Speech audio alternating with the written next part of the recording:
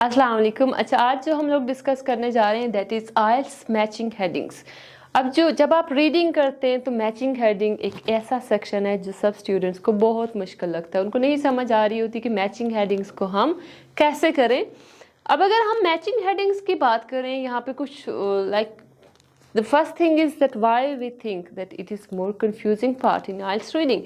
कुछ basic reasons हैं. The first thing is it takes more time as compared to other parts. जैसे आपके पास true false और given blanks हैं, उनसे ज़्यादा ये time ले लेती है. And the second thing is there are often more headings than paragraph. जितने paragraph होते हैं, for example we have 5 paragraphs, तो हेडिंग्स हो सकते हैं हमारे पास कितनी हो, 8 हूँ, 7 हूँ, मोस्टली 2 एक्स्ट्रा होती हैं। अगर 5 पैराग्राफ से यू कैन हैव 7 हेडिंग्स और यू कैन हैव 6 हेडिंग्स। सो वो जो 2 एक्स्ट्रा होती है ना, वो आपको डिस्ट्रैक्ट करने के लिए होती है। आपने उसमें कंफ्यूज नहीं होना कि ये किस में आएगी, ये किस में आएगी। जब हेडिंग्स की बात की जाए तो वो सिंपल आपको डिस्ट्रैक्ट करने के लिए होती है। आपने हर एक हेडिंग पे, हाँ, अगर आपके पास दिया गया है कि यू में use 1 letter more than once, it means कि एक पैराग्राफ में 2 हेडिंग्स आ सकती हैं, लेकिन अगर ये स्टेटमेंट नहीं दी गई it means you have to select 1। अब देखें वो क्या कह रहे हैं कि या there are some similarities between headings. आप एक हेडिंग रीड करेंगे, उसमें कुछ ना कुछ सिमिलरिटी होगी दूसरी हेडिंग से। सो इस वजह से हम लोग क्या कर रहे होते हैं कि हेडिंग्स हमारे लिए बहुत ज़्यादा कन्फ्यूजन क्रिएट करती हैं। If we talk about strategies and tips and tricks that how we can handle this task, हम मैचिंग हेडिंग्स को कैसे कर सकते हैं। The first thing is you have to read each heading. आप सबसे पहले ये काम करें कि हर एक हेडिंग को रीड करें with very carefully. आप केयरफुली उसको रीड करेंगे, आपको समझ आएगी कि हेडिंग क्या है। उसमें हमने ये करना है, understand the meaning of each heading by reading all of them. अपनी जो हेडिंग रीड कर रहे हैं उसके मीनिंग भी आपको आने चाहिए। और the second step is when you have read your headings, circle keywords, जो मेन वर्ड्स हैं।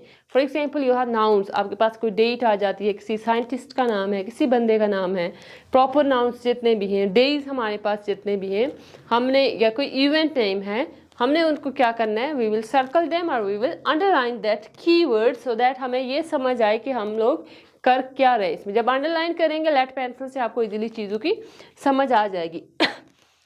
ओके, हमने क्या किया, रीड किए हेडिंग्स, वी हैव अंडरलाइंड और we have circled the keywords. The third step is हमने ये करना है कि अब ऑब्वियसली हमने सारी लिस्ट ऑफ हेडिंग्स रीड भी कर ली, कीवर्ड्स को अंडरलाइन कर लिया। अब हमने ये देखना है कि लिस्ट ऑफ हेडिंग्स में कहाँ पे सिमिलरिटीज है, कहाँ पे डिफरेंसेस है। एक लिस्ट ऑफ हेडिंग क्या किसी दूसरे से सिमिलर है या किसी दूसरे के अपोजिट है या नहीं, ये चीज़ें हमने फाइंड आउट करनी है। The fourth strategy is read the first and last sentence of the paragraph. हमने ये करना है कि फर्स्ट और लास्ट सेंटेंस जो होता है पैराग्राफ में, मोस्टली उसमें बहुत सारी इंफॉर्मेशन दी जाती है। हमने लिस्ट ऑफ हेडिंग्स रीड की, we have read first and last lines of the paragraph. अगर पैराग्राफ बहुत लंबा होता है ऑब्वियसली समटाइम, तो हमने ये करना है फर्स्ट एंड लास्ट लाइन उसकी रीड कर लेनी, ताकि हमें मेन आइडिया पता चले कि इस पैराग्राफ में क्या बात की जा रही है। The fifth step is The heading that is most suitable for the paragraph should be chosen. अब देखिए, अगर हम इसकी तरफ आए कि हम फर्स्ट और लास्ट सेंटेंस क्यों रीड करते, पहले चीज़ तो यह है कि आपका टाइम सेव करती है। जो स्टूडेंट्स होते हैं बहुत ज़्यादा टाइम लगाते हैं लिस्ट ऑफ हेडिंग्स पे। एक तो मोस्टली ये होता है कि ये लाइक जो आपका थर्ड पैराग्राफ होता है, थर्ड पैसेज होता है, उसमें जाके ये आता है थर्ड पार्ट में, तो वहाँ पे लास्ट टाइम होता है। लाइक आपके पास टाइम भी नहीं होता that you can transfer your answers to the answer sheet, आप उसमें बहुत ज़्यादा टाइम लगाते हैं। सो ये आपके जो टाइम है, टाइम को ये कंज्यूम कर सकता है।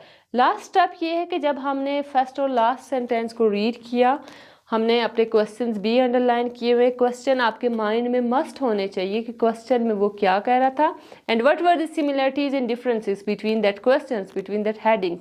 ये जब आप कर लेंगे you can find your answer easily. आपने फर्स्ट और लास्ट लाइन रीड की, सेंटेंस रीड किया जो आपके पैराग्राफ पे है, so that you can get the main idea of the paragraph. उसके बाद हमने ये करना है सिमिलरिटीज और डिफरेंसेस को माइंड में रखते हुए किसी एक स्टेटमेंट को सिलेक्ट करना है।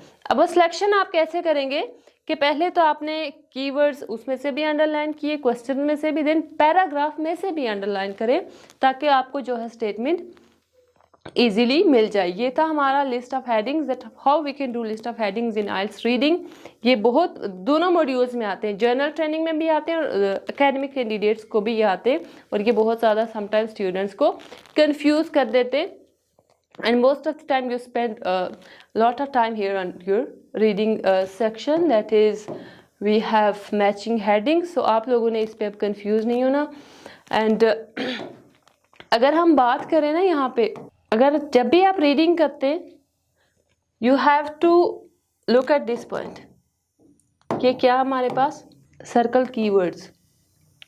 पूरे रीडिंग टेस्ट में आपने ये काम करना है, कीवर्ड्स अंडरलाइन करेंगे, आपको रीडिंग की समझ आ जाएगी। And thank you so much, मिलते हैं इंशाल्लाह नेक्स्ट वीडियो में। अल्लाह हाफिज़।